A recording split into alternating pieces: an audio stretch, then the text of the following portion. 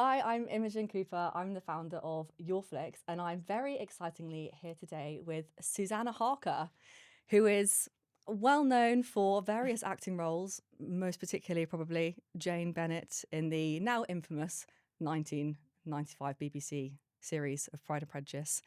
My first question is, did you know it was going to be such a popular series? Did you know it would kind of end up still being, I guess, such a prominent piece of period drama? An iconic.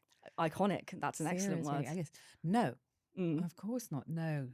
But having said that, I mean, obviously we didn't realise that it would have the reach and the power and the legacy that it still has at the time. But I can say that when you're working on what becomes a hit show, there is something different to the atmosphere. I mean, certainly we all knew that the script was as powerful as it was. The casting was good. The director was good. And there is a feeling, I think, of being in sync when those things come together. Having was in another hit show. I've only done 2 in my life, but which was House of Cards, which again still has a legacy and is still going. And again, it was also Andrew Davis who did that adaptation. So I remember reading both of those scripts and having another sense of its power and potency, I suppose. Okay. So to a degree, I wasn't over surprised. But yeah, certainly, I mean, the reach of it and across all ages and class, and it has such an incredible broad reach. Yeah. I couldn't have predicted that, I suppose. How aware at the time were you about how good the scripts were? Because I think when I've worked on films before, I get varying degrees of opinions about whether it's the script that's the most important thing, or the director that's the most important thing, or the actors, the cast, who are the most important element of something really kind of shining off of the page. And you mentioned the scripts, and so I guess maybe in this case the scripts were I think that for most actors, the go-to is the script. And if that's when you first open a script that has power and potency and is good and tells a good story, which is what it all comes down to in the end, that's where it's at for most actors and most performers, I think. And then that usually comes with a package of a brilliant director who will also read a brilliant script or a good script. And respond to it, and it's a sort of knock-on effect from that, and then so all of the elements fall into place if there's a good script. And so to me, it's always, and most actors I know, it's always about the work and the script and the writing and whether that works and whether it comes off the page. And if it does come off the page, it follows. Everything kind of follows, comes together. I think it's there's something really nostalgic, I think, in a way, about the form that those kind of BBC period drama series used to take. And yes, it's the script, yes, it's an amazing cast, but you and I have had conversations before about how the process of those series came to be, with rehearsal time. And obviously Pride and Prejudice has the most kind of amazing dance sequences that you've mentioned to me before. And I don't think maybe filmmaking happens in the same way these days. No, I think that's absolutely true. It took its time. And I think we were one of the last productions, major period productions, to do that, to take the time that we took, and also have the luxury of these incredible rehearsals, this rehearsals period at acting studios, and it would be considered now a great luxury, and we kind of took it for granted in those days. And also you didn't have, I mean, I know that when you're on set now, you work through lunches and everyone is expected to, and the speed of it. And it was quite paced. Okay. I think I was pregnant at the time, so I was quite grateful for that. Oh, but was still very, very up, very, very early in the morning. I didn't know that. I didn't know that. No, I didn't know that. Really? Yeah. So my son is the Pride and Prejudice baby. Oh gosh. Finley, yes, he is one of them. There was another one actually, Mel, who was on the cruise. She was also pregnant. There's another Pride and Prejudice baby out there. Oh my goodness. Somewhere. but who I I think often that think kind of about. actually makes you Superwoman. That's insane. I No, didn't realize that through not through really. most of the film. I mean, Most of it. how long was the filming The filming was process? 6 months, wasn't it? Okay. And so I was 4 months by the end. So I had that first Okay. trimester in there. Yeah, it was a little bit hairy because I wasn't feeling the best, Yeah. a little bit peaky. As Jane Bennet, playing this sort of graceful, beautiful inside and out person. And I wasn't feeling any of those things. But I guess it helped with the serenity note of Jane Bennet, is that she's meant to be serene. And I guess all those hormones pumping through me maybe helped with the serenity. I feel like sometimes they could do the opposite though, which is Yes. never excellent. But I was up early, Okay. really early, like 5 o'clock, because Jennifer Ely had opted for a wig, or they'd opted for a wig for Jennifer Ely, because she was in obviously so many scenes and so much of it. So they plonked a dark wig on her head. Right. But I had my hair, which was very long, braided into sort of basket weaved into this Grecian look, because they were going for the sort of Grecian effect with Jane Bennet. Yeah. Which meant that I was up before everyone else. And also that I couldn't lie down because it was all weaved into this effect. Gosh, I speak to quite my. I've got a few friends now actually who happen to be in the series Vikings, and they tell me that they had to get up at kind of 3 o'clock in the morning every day because they had their hair done up in the kind of Nordic Viking styles, and that used to take hours and hours and hours. Well, I have every sympathy for them from my experience of the basket weaved hair as Jane Bennet. So I know exactly what they're feeling, yeah. Yeah, I actually can't. So that's one of my abiding memories, really, is having the hair done, the hairdo. Yeah. One of my favourite places to be when I'm on set, and I'm not an actor, so I'm not meant to be in the hair and makeup chairs at any point, is I will go and sit down in the hair and makeup chair and after, a day of shooting and just like, help, can you help me, please? It's the best place. It's the best place. It's the refuge. Yes. And it's where, and it should be. Yeah. And every good film set has, everyone knows that it's the hair and makeup van where you go and unwind and debrief and those people are brilliant. There's teams that are backstage and they are so important in every actor's life, I think. Absolutely. Do you have any kind of particular, I guess, memory or just feeling that you still carry with you from filming that series? Well, I remember that it was very, very... It was a gorgeous, long, one of those dreamy English summers that was sort of endless and hazy and rosy and bucolic and sort of ridiculous. Fantastic Wiltshire. Yeah. And all the shires, were coming. It was so English. It was so... And wonderful actors and wonderful... I remember endless ballroom scenes and not feeling like I wanted to do it much. But the kind of the beauty of it, I remember the aesthetic thrill of it. And the costumes and the costume fittings with that incredible designer, John Bright, who was the costume on it, and all of that stuff, all the detail of it, I remember being thrilled by and fascinated by, really. And the laughs, we had a good laugh. I mean, it was a lot of girls on it. It was like going back to the convent, I always say, because it was the sisters and the siblings was just like being back at my, so we laughed a lot. We did laugh a lot. There were a lot of laughs. Yeah. And it was a very good energy. It was a very good feeling. Yeah, I can imagine. Yeah. Did anyone realise that Colin Firth getting out that lake was going to be such a massive thing? Okay. So many years later. No one ever mentions that scene. Really? Of course they do. Sarcasm. That's all they do is go to that. And I remember because I read it. I hadn't read the book when I... Really? No, when I read the script. So I remember thinking, God, this is very saucy, Jane Austen. This is very hot. But of course, that's what it was meant to be, exactly that. That it was meant to... the whole point of Andrew Davies' adaptation is that he is about breaking over the drawing room doors.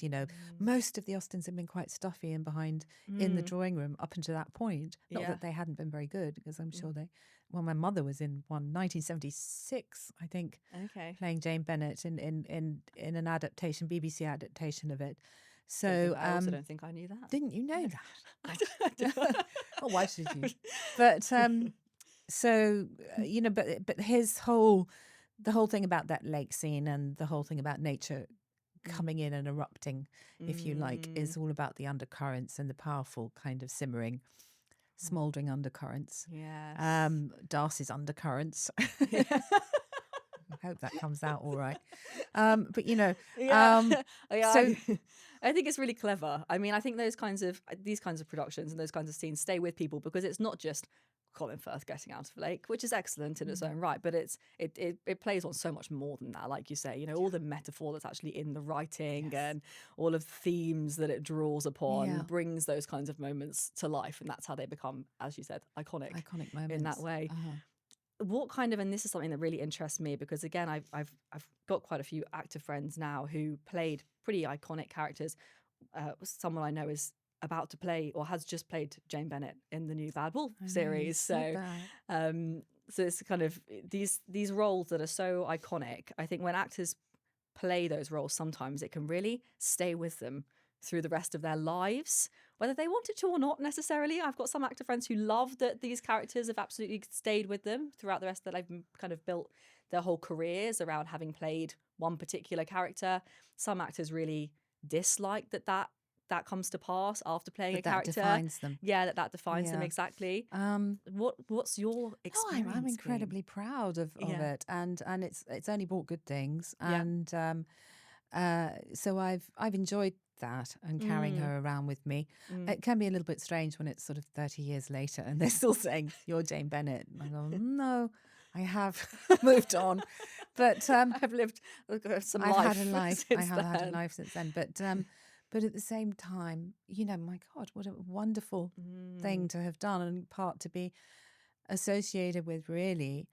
And the thing is that because Austen is like Shakespeare, that's what it is. Testament to the quality of the writing is that every generation will bring its own version, and it will change. It will be pulled into a different shape with whoever your friend is who's playing Jane now, and people will and it'll resonate with this generation coming. And the writing is so good that it can take that, and it can take the different interpretations, basically. Yeah, absolutely. And obviously it was just the 250th anniversary, which is where we met the first time, not because of the anniversary necessarily, but because you're working on quite an exciting project, and I don't know how much you maybe want to speak about that, or how much about you can it. give away. Well, and we've decided you're going to be involved with it, I hope, and so I don't know how quite to put it, but it's yes. Sorry, no, you go first. Say it. No,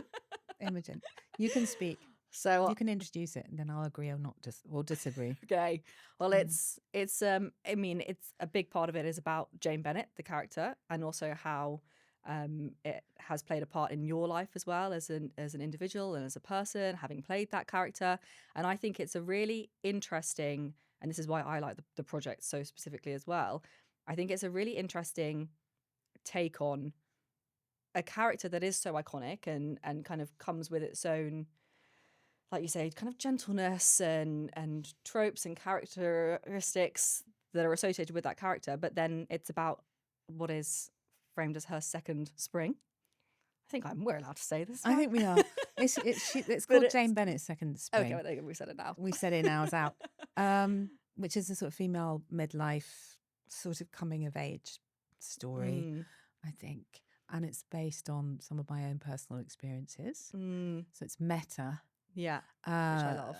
Yes, but some of it is very much not, and is very surreal. And there's a very surreal story that runs alongside a very real story, I think. I hope. Yeah, and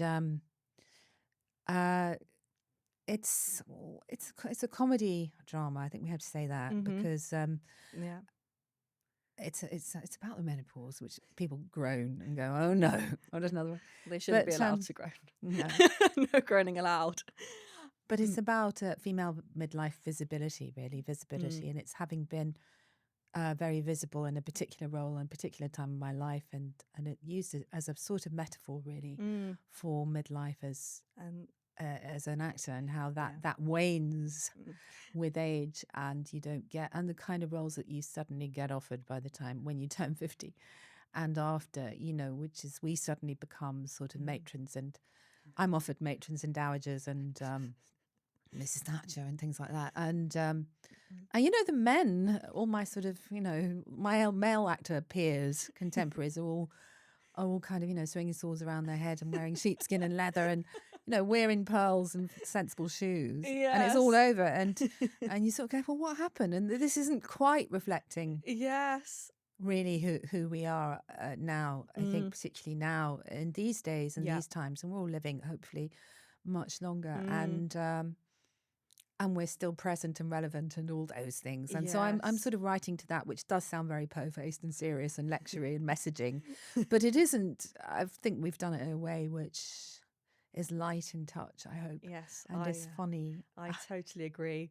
And I think it's really important actually, because I think what can happen with characters like all of the Jane Austen characters or any of the Shakespeare characters or any of these kind of characters that get immortalized through literature and then through art and then through film and television and theatre, they stay the age they are through all of those adaptations. Yeah.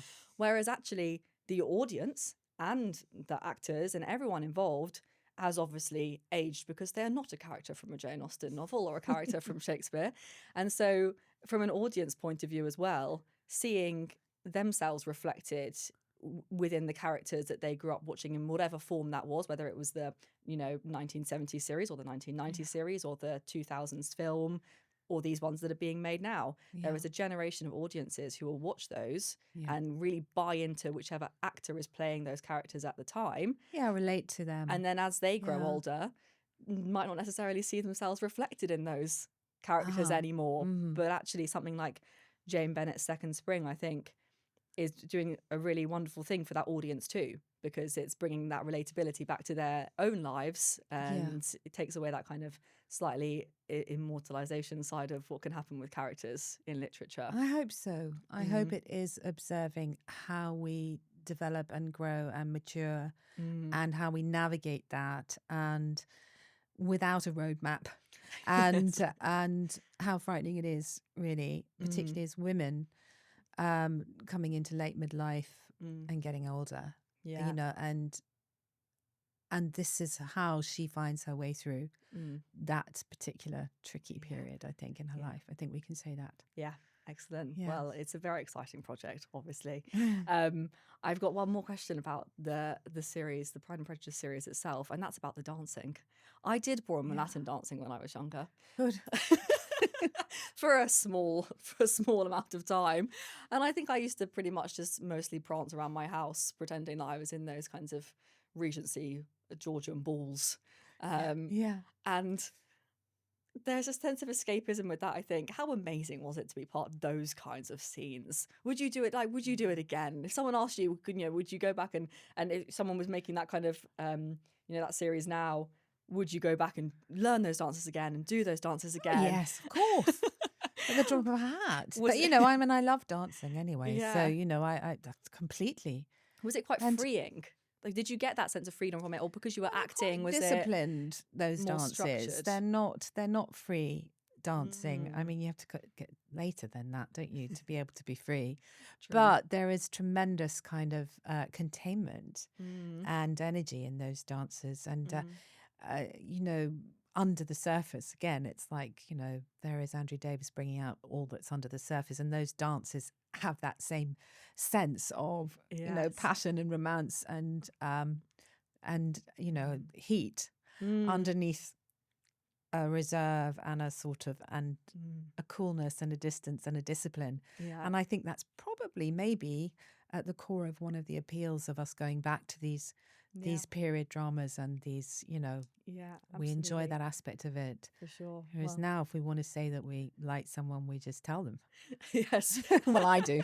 You don't have Disastrously. to show We don't have to do a big dance for hours.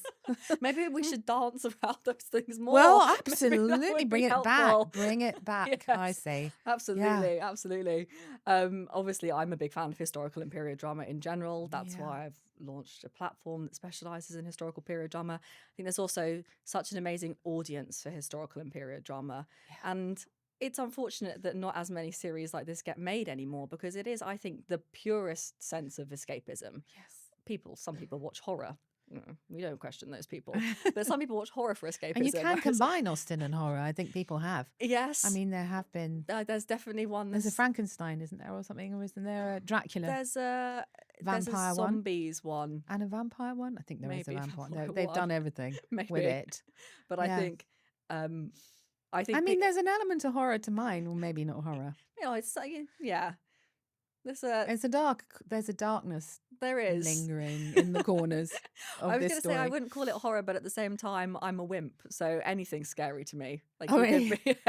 Like I think got scared of the Barracuda and Finding Nemo and ran out of Lilo and Stitch in the cinema. So, but my horror threshold is super low. Yeah, that is low. Yeah, really low. Really low. So much to the entertainment of my friends, who every now and again will put a horror film on in front of me and just squeal with laughter at my reactions. Yes, it's not horror. No, this isn't horror. No, not horror. But there is a tinge of something, I hope. Yeah, I think in the shadows. Yes, I think one of the things I like about historical and period dramas in general is that people can learn about a time period as well in a way that's not super abrasive. I think people are more likely, I have this working theory, that people are more likely to watch a historical or period drama and then go away and research, was that actually true? Or did that actually happen at the time? Or how was that constructed, rather than just kind of learning about history from historical facts. Yeah, it's informative. Yeah, absolutely. Yeah. And so I'm going to kind of wrap up this podcast episode with a couple of history questions. Oh, no. Not like a pop not quiz. for me. Oh, no, my heart's stopping. No. Don't. No. I haven't done my homework. It's not a quiz. Not a quiz. Should have led with that. Not a quiz. Yeah. Questions about what, if you've got any particular periods of history, like if someone could reach out to you with a period drama now that was set in a particular time period, is there a time period you would love to be in a drama of? I think there are many, to be honest with you. That's one of the things I do love about being an actor or a writer, is that you can go into different times and go back. Yeah. I'm very happy to go back into many different, which probably doesn't help you, but I would be a bit nervous about medieval, maybe. Okay. Perhaps not as comfortable as. And the Victorians were a bit. No, I think the Georgians were all right. They were actually having a bit of a laugh. The Georgians, true, they really were. They didn't take themselves too seriously. Not too corseted either. It's quite a soft corset. This is what I'm thinking of these days. Comfort over anything else. So yes, more comfortable, the Georgians, and also a better kind of spirit, really, about life. They were quite spirited, and it didn't become as serious as the Victorians, covering up all the chair legs and everything. I mean, it was actually quite kind of flamboyant and free, which people don't realise about the Georgians, is that it was actually, they were having a laugh, really, and they were, lots of lovely balls and absolutely and punch. Punch. I don't know. Sign me up. They're balls and punch. Excellent. That's all you need. That's all you need in life. Yeah. Yeah. I think there's kind of a, people forget that there was this wave of kind of the House of Hanover as well, and that kind of European influence that was coming in to England at the time, that did bring this sense of freedom with it. I think it's a period of history that a lot of people love seeing in drama as well, in general. Yeah. I mean, for now, I'll go with the Georgians. Okay. But, if you give me a script that's, I don't know, set in perhaps not the Dark Ages, but... See, my history of what I studied when I studied history and English literature was very much medieval history, like 800s. I love the medievals. Yeah. I'm just thinking, I mean, I love them for a few days. To go and live there, I think, it's not as comfortable. No, that's true. But also not really very corseted. You're not corseted. No. And like all these things, it depends what you're born into as well, doesn't it? Very Big time. Very true. Going back. Well, there you go. We'll stick to the Georgians for now. We'll stick to the Georgians. I think it's jollier all round. Absolutely. The last thing I want to ask is if you had kind of any advice for filmmakers, especially actors, writers, people coming into the industry now. It is a bit of a tough environment to come into the film industry now. The what feels like a bit of a heyday of the times of Pride and Prejudice and such series being made does feel a little bit like it's struggling at the moment. Completely. Through various different reasons. And I know there are still a lot of filmmakers, young filmmakers, who are so passionate about this industry and about making art and film and television. what would be maybe your top bits of advice for those Well, people? it's diversify, isn't it, really? We Mm, all have to. And, I've got a son who's in the business as well, not in the film industry, but in mm, the arts. And I've also, been to my old drama school, Central, and seen young kids coming in mm, to this profession. And it isn't the same. And we're all aware. And all of us, whatever age, mm, have to really think about what else can I do. And, luckily, I seem to be able to write as well. And that's happening. And it's given me a huge mm, lease of life and an ability to still be connected to the art that I love, but without that, it would be really, really tough, I think. mm, So I would say, look at your other skills, look connected to what you do. mm, And, some people might do art or they design or, but something around what you love and plunder what you've got, go out there and explore. But I think that's also the exciting thing for young people now is that they can do that and they're far more open. yeah. You are far more open Mm-hmm. to that. And it isn't just, you don't have to stay in your own lane. Mm, You can do that. And I think that's I think there's something exciting. There's an element of something very exciting about that, yeah, I love this that. period as well. Yeah, there's lots of different opportunities now to, if you want to make films, there's a way in which you can probably make a film these days that wouldn't have been possible, 20 years ago, 10 years ago even. So I love that take on it. Well, we'll wrap the conversation up there. Thank you so much for Thank talking to you. me. It's been Thank a you, pleasure. Imogen. And I'm very excited about Jane Bennet's Second Spring Yeah. and the next year or so for that project. So thank you so much. Thank you.